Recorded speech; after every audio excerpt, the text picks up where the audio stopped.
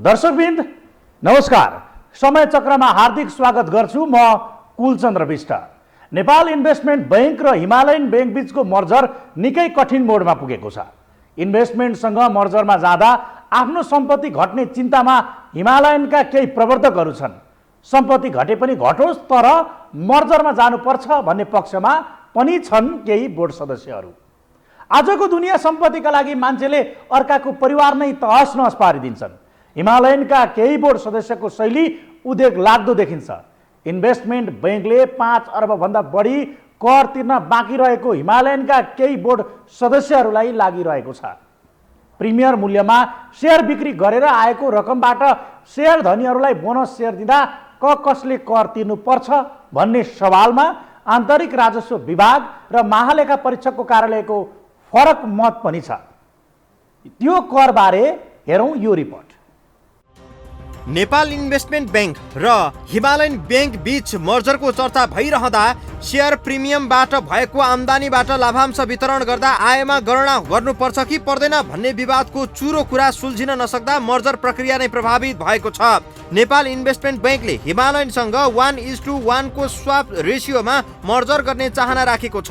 तर हिमालयनले भनिरहेको छ इन्भेस्टमेन्ट बैंकले तिर्नुपर्ने अर्बौं रुपैयाँ कर नतिरी मर्ज गर्दा भविष्यमा इन्भेस्टमेन्टको दायित्व हिमालयनको थाप्लोमा पनि आइपर्छ। यसकारण पहिले कर सम्बन्धी विवाद निरूपण हुनुपर्छ। जानकारहरूका अनुसार नेपाल इन्भेस्टमेन्ट बैंकले सरकारलाई शेयर मर्जर प्राप्ति आदि कारोबार गर्दा प्राप्त गरेको लाभ बापत 7 अर्ब भन्दा बढी कर बुझाउन बाँकी छ। आन्तरिक राजस्व कार्यालयले 1 वर्ष अघि प्रिमियम आम्दानीबाट लाभांश वितरण गर्दा शेयर धनीलाई कर लाग्ने तर निकाय वा बैंकलाई नलाग्ने व्याख्या गरेको थियो।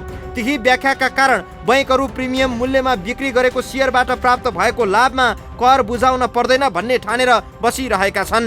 होइन त्यो त कर लाग्छ के आयकर उसले व्याख्या गरिदिनु पर्यो होइन, कर कार्यालयले कर विभागले व्याख्या गर्नु पर्यो होइन भने त अब यसमा अझ कतिपय स्थितिमा त कर लाग्ने नलाग्ने सन्दर्भमा कर लगाउने नलगाउने सम्बन्धमा त्यो जुन आदेश जारी गर्नुपर्ने हुन्छ महानिर्देशकलाई अधिकार छ भनेपछि अब त्यो स्थितिमा नपुगे नि हुनसक्छ। त्यसले गर्दा त्यो आधारमा नि यसमा कर निर्धारण गर्नुपर्छ।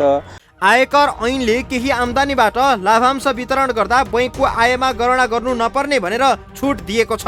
अर्थात् ऐनले नै केही लाभलाई आय नमानेपछि आयकर तिर्नै परेन। तर आयकर नियमावली 2059 को प्रिमियम आम्दानीबाट लाभांश वितरण गर्दा कर नलाग्ने भनेर कतै उल्लेख गरेको छैन। आयकर ऐनको दफा 53 को निकायबाट हुने वितरण शीर्षक अन्तर्गत बुधा 1 मा बैंकबाट हुने वितरणमा केही विषयहरू समावेश छन्। ती विषयहरू हुन् निकायबाट आफ्नो कुनै शेयर धनीलाई कुनै पनि हैसियतले गरिएको भुक्तानी वा मुनाफाको पुँजीकरण। यो दफाको उपदफा 1 को क अनुसार लाभांशमा शेयर धनीलाई 5% कर लाग्छ। तर त्यसरी वितरण गरेको रकममा पनि निकायले कर तिरेको हुनुपर्ने सन्दर्भमा दफा 56 को उपदफा 3 ले निकायले पनि कर तिर्नुपर्ने विषय आकर्षित गरेको छ। यो उपदफाले निकायले शेयर धनीलाई सेवा वा प्रयोगका लागि सम्पत्ति उपलब्ध गराए मात्रै आयमा गणना गर्न नपर्ने भनेर स्पष्ट पारेको छ। ऐनमा यी विषयहरू उल्लेख हुँदाहुँदै आन्तरिक राजस्व विभागले 77 वैशाखमा एउटा निर्णय गर्दै शेयर धनीबाट कर लिएपछि निकाय वा बैंकबाट लिइरहनु पर्दैन भन्ने उल्लेख गरिदियो। विभागको यो निर्णयपछि केही बैंक केही बिमा कम्पनीहरू एफपीओ शेयर लिलामी आदिबाट प्राप्त भएको रकममा कर तिर्न नपर्ने भनेर बसे।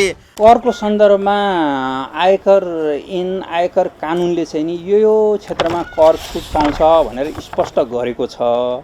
अब कतिपय कुराहरू चाहिँ यो प्र्याक्टिकल्ली काम कारबाही गर्दै जाँदा व्यवहारिक समस्याहरू र व्यवहारिक कुराहरू उल्झिँदो रहेछ। अब जस्तै अहिले तपाईँले भन्नुभएको मर्जर एक्विजिसनको सन्दर्भमा अनि त्यसपछि यो लिलाम शेयर लिलाम बिक्रीको हकमा अब अहिले जुन पछिल्ला दिनमा महालेखा परीक्षक कार्यालयले यसलाई कर लाग्छ भनेर गयो। विभागको यो निर्णय आयकर निर्देशिका 2066 बमोजिम पनि विवादमा पर्न गयो। निर्देशिकाको बुदा नम्बर 13/9 मा भनिएको छ ऐन र नियमावलीको उपयुक्त व्यवस्था बमोजिम कुनै निकायले आफ्नो नाफा नोक्सानमा प्रतिबिम्बित नभएको कुनै मुनाफा वा लाभ वा आयको रकम लाभांशको रूपमा वितरण गरेमा त्यसरी वितरण भएको रकमलाई वितरण भएको आय वर्षको आय गणना गर्दा सो निकायको आयमा समेत समावेश गर्नुपर्छ। सेयर प्रिमियमबाट भएको आम्दानीबाट सेयर धनीलाई बोनस सेयर दिँदा सेयर पाउनेहरूबाट 5% कर लिने, तर जुन बैंकले प्रिमियमबाट आय गरेका छन् तिनले चाहिँ कुनै पनि कर तिर्नु नपर्ने भनेर विभागले गरेको व्याख्याकै कारण अहिलेसम्म नेपाल इन्भेस्टमेन्ट बैंक र हिमालयन बीच मर्जर हुन सकेको छैन।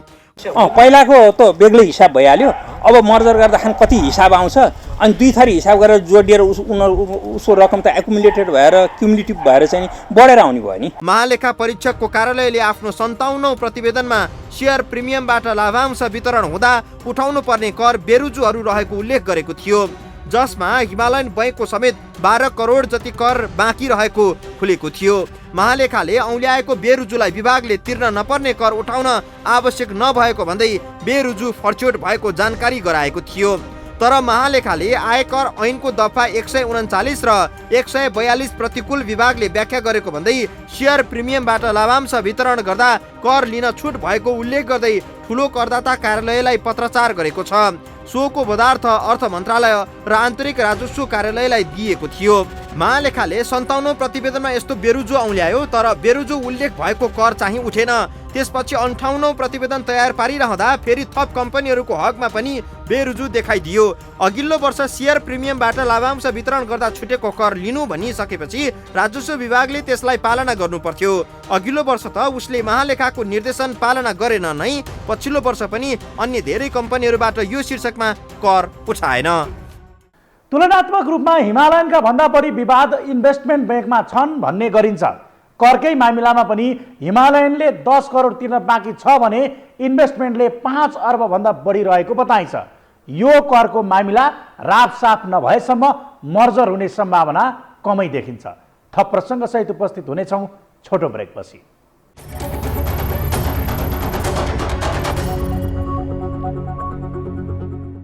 नेपालमा पैसा भएकाहरूले मात्रै न्याय पाउँछन् भन्ने अभिव्यक्ति त वरिष्ठ अधिवक्ताहरूले नै यसपटक दिए। राजनीतिमा स्थापित हुन पनि पैसा भए पुग्छ। कर्मचारी तन्त्रबाट काम लिन पनि पैसा नै महत्त्वपूर्ण साधन हो भन्ने गरिन्छ। पैसाले नै सबै काम गर्छ भन्ने कुरामा 100% विश्वास गर्न नसकिएला, तर नेपालको हकमा पैसा फालेपछि धेरै गर्न सकिन्छ भन्ने चाहिँ प्रमाणित नै छ। दुई ठुला बैंकहरूको मर्जर प्रक्रियामा पनि पैसाको ठुलो भूमिका छ भन्ने गरिन्छ। यो मर्जर प्रक्रियामा कहाँ कहाँ अवरोध छ त, यो हेरौँ। हिमालय बैंक र नेपाल इन्भेस्टमेन्ट बैंक आपसमा गाभ्ने समझदारी भएको 7 महिना भइसकेको छ, तर यी दुई ठुला बैंक बीच मर्जर हुन सकेको छैन। यसमा केही आधारभूत मामिलाहरू छन् जुन समाधान नभएसम्म आफ्नो सम्पत्ति घट्ने देखेर विशेष गरी हिमालय बैंकका प्रवर्तकहरू झस्किएका छन्। कानुनले त बराबर आँखाले हेर्छ। उसले एउटा संस्थालाई कुन हैसियतले कति कर लाउने र कस्तो स्थिति भनेर कानुनले नै भनेको छ, त्यो उसमा जान्छ भने एउटा व्यक्ति विशेष छ भनेदेखि उसलाई चाहिँ कति छुट दिने के दिने त्यो कानुनले भनेको छ, त्यही अनुसार हुन्छ। र करको सन्दर्भमा दुईटै पक्षलाई चाहिँ नि कानुनले त समान किसिमले व्यवहार गरे हुन्छ। इन्भेस्टमेन्ट बैंकले बुझाउनु पर्ने 5 अर्ब भन्दा बढी कर तिर्न बाँकी रहेको हिमालयन बैंकका केही प्रवर्तकहरूको ठहर छ। अर्कोतिर इन्भेस्टमेन्ट बैंकले दिवाकर चन्दको करिब 2 अर्बको सम्पत्ति 5 करोड नतिरेको भनेर गरेको लिलामीको प्रकरण साम्य भइसकेको छैन। मर्जरका लागि हिमालयनले भने बमोजिमको इन्टरनेसनल अडिटरबाट हिसाब पनि गरिएको छैन र तेस्रो नम्बरमा मर्जरमा जाने समझदारी गर्ने निर्णयमै हिमालयनले शङ्का व्यक्त गरेको छ। इन्भेस्टमेन्ट बैंकसँग 1:1 को स्वाप रेसियोमा मर्ज गर्दा हिमालयका शेयर धनीको सम्पत्ति घट्ने दाबी भइरहँदा हिमालयनकै बोर्डका 3 सदस्य स्पष्ट रूपमा मर्जरमा जान इच्छुक छन्। बोर्डमा रहेका 7 सदस्यहरू हुन् प्रचण्ड बहादुर श्रेष्ठ अध्यक्ष, सुनिल बहादुर थापा निर्देशक, विजय बहादुर श्रेष्ठ निर्देशक, आशिष शर्मा निर्देशक, कर्मचारी सञ्चय कोष, हबिब बैंक, राधाकृष्ण पोते राष्ट्र बैंकले तोकेको विशेषज्ञ। यी 7 सञ्चालकहरूमध्ये हबिब बैंक नियमअनुसार कारोबार चाहन्छ। कर्मचारी सञ्चय कोष मर्जरको पक्षमा छैन। अध्यक्ष प्रचण्ड बहादुर श्रेष्ठ पनि विपक्षमै छन्। राष्ट्र बैंकका राधाकृष्ण पोते पनि विपक्षमा छन्। बाँकी सुनिल बहादुर थापा, आशिष शर्मा र विजय बहादुर श्रेष्ठ मर्जरको पक्षमा छन्।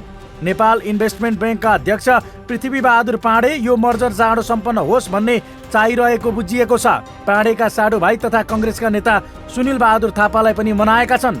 थापाको इन्भेस्टमेन्ट बैंकमा पनि सेयर छ, हिमालयनमा त हुने भइहाल्यो। मर्जरमा जाँदा हिमालयनको सम्पत्ति घट्ने थाहा हुँदाहुँदै पनि थापा, आशिष शर्मा र विजयबहादुर श्रेष्ठ मर्जरको पक्षमा छन्। मर्जरको पक्षमा रहेका मध्ये आशिष शर्मा खेतान समूहका सदस्य हुन् भने विजयबहादुर श्रेष्ठ पब्लिक तर्फका बोर्ड सदस्य हुन्। हिमालयन ब्याङ्कले स्वाप रेसियो 1:0.75 हुनुपर्ने माग गरेको छ, तर यो मागमा इन्भेस्टमेन्ट ब्याङ्क सहमत हुन सकेको छैन।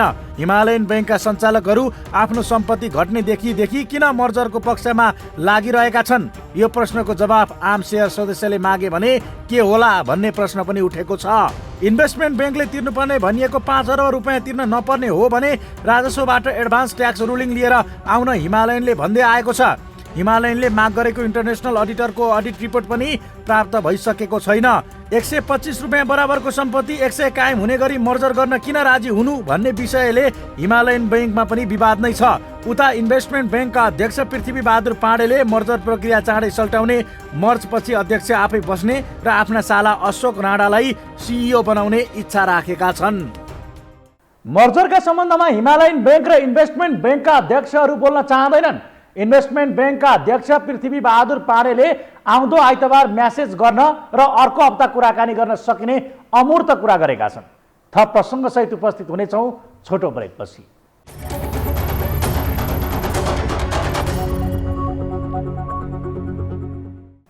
बैङ्कमा ठुलो लगानी गर्नेहरू आपसमा सम्बन्धित पनि छन्। परस्पर विरोधी जस्ता देखिनेहरू कोही बच्चैदेखिका साथी छन्, कोही नाता सम्बन्धभित्रका छन्। नेपाली कङ्ग्रेसका निवर्तमान महामन्त्री सुनिल बहादुर थापा सहितका केही आफ्नो सम्पत्ति घटे पनि मर्जरमा जान तयार हुनुले केही कुराले प्रभाव पारिरहेको अनुमान गर्न सकिन्छ। यो हेरौँ। नेपाल राष्ट्र बैङ्कले हिमालयन र इन्भेस्टमेन्ट बैङ्कलाई मर्जरमा जान दबाब दिइरहेको छ। मर्जरमा जाने कि म्याद मात्रै थपिरहने भन्ने प्रश्न सोधिरहेको छ।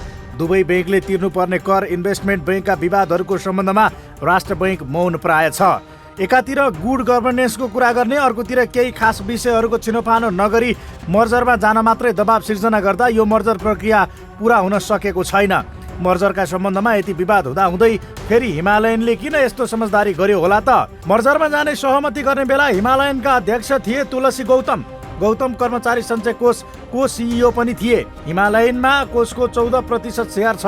यिनै गौतमले नेपाल इन्भेस्टमेन्ट ब्याङ्कसँग मर्जरमा जाने भनेर सम्झौतामा हस्ताक्षर त गरे, तर यस्तो सम्झौताका लागि कर्मचारी सञ्चय कोषको बोर्डबाट स्वीकृति लिएका थिएनन्। जुन बैङ्कमा आफ्नो 14% सेयर छ त्यस्तो बैङ्कलाई अर्को बैङ्कसँग मर्ज गराउने विषय बोर्डबाट पारित नभई प्रक्रिया अघि बढेपछि विवाद हुनु स्वाभाविक थियो। गुड गभर्नेन्सको कुरा गर्ने नेपाल राष्ट्र बैङ्कले पनि यो प्रक्रियामा प्रश्न उठाउनु पर्नेमा मौन बसिदियो। गौतमको विवाद यतिमै सीमित थिएन। कर्मचारी सञ्चय कोषको सिइओ बन्नका लागि कोषको सञ्चयकर्ता हुनु पर्थ्यो, तर उनी सेवानिवृत्त सहसचिव थिए। तत्कालीन अर्थमन्त्री युवराज खतिवडाको ढिपीका कारण सञ्चय कोषको सिइओको रूपमा गौतमले नियुक्ति पाएका थिए। उनको नियुक्तिका विषयमा भएको विवाद अहिले अदालतमा विचाराधीन छ। 3-4 वर्षदेखिको यो विवाद रहस्यमय तरिकाले अदालतमै अड्किनुमा पनि कसैले इन्भेस्टमेन्टका अध्यक्ष पृथ्वी बहादुर पाण्डे र प्रधान न्यायाधीश चोलेन्द्र शमशेर राणा बीचको नाता सम्बन्ध पनि हो कि भनेर शङ्का गर्छन्। यो प्रक्रियामा नेपाल राष्ट्र बैङ्कको महत्त्वपूर्ण भूमिका हुनु पर्थ्यो, तर त्यो हुन नसकेको गुनासो हिमालयन बैङ्क पक्षको छ। राष्ट्र बैङ्कमा नियमन विभागका कार्यकारी निर्देशक एकनाथ ढकाल तुलसी गौतमका माइजूका भाइ हुन्। यो नाता सम्बन्धले काम गरिरहेको शङ्का हुनु स्वाभाविक जस्तो पनि देखिन्छ। जनस्तरमा कतिपय कुरा थाहा हुँदैनन्। देशैभरि च्याउसरी उम्रेका सहकारीहरूमा मात्रै होइन, बुझिल्याउँदा ठुला बैङ्कहरूमा पनि बेथितिका चाङ्छन्। सहकारीकै साउले 8 अर्ब ठगेर अहिले जेलमा छन्। ठुला बैङ्कहरूमा झन् कति ठुलो पैसाको खेल हुन्छ होला। धेरै अवस्थामा यस्ता कुराहरू प्रमाणित हुँदैनन्, मात्रै मनन र अनुमान गर्ने हो। समय चक्रका साथै यस टेलिभिजनका सम्पूर्ण समाचार बुलेटिन कार्यक्रम yoho-television.com, yoho-खबर.com, युट्युब र फेसबुकमा पनि पढ्न र हेर्न सक्नुहुनेछ। मोबाइलमा योहो टिभी एप डाउनलोड गरी हामीलाई प्रत्यक्ष हेर्न सक्नुहुनेछ। समय चक्रको आजको प्रस्तुति सकियो। अहिलेलाई बिदा दिनुहोस्।